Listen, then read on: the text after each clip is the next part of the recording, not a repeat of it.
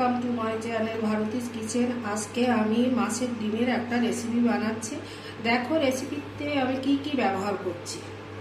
প্রথমে এই ডিমের মধ্যে একটু লবণ ছড়িয়ে দিলাম, এবারে দিয়ে দিচ্ছি হলুদ, এবার আমি মেখে দিচ্ছি।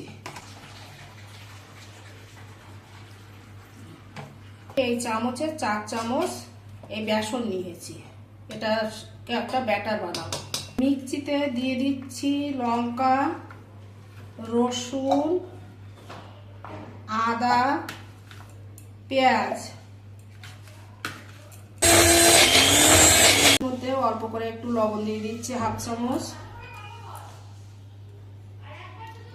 হলুদ দিয়ে দিচ্ছি, 1/2 চামচ।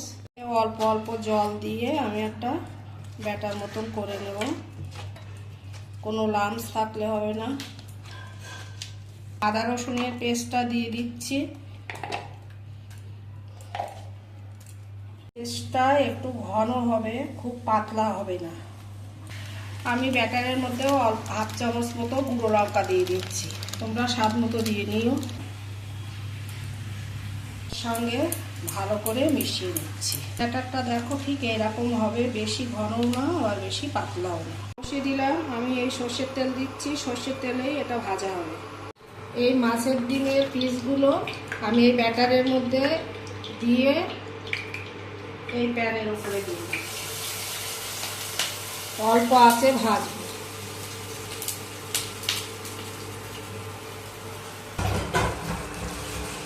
উল্টে পাল্টে ভেজে নিতে হবে এইভাবে লাল লাল করে, দেখবে ওর ভেতর যেন কাঁচা না থাকে। ডিমের চপ আমার রেডি, তোমরা বাড়িতে বানিয়ে দেখো, খুব সুন্দর খেতে হয়েছে।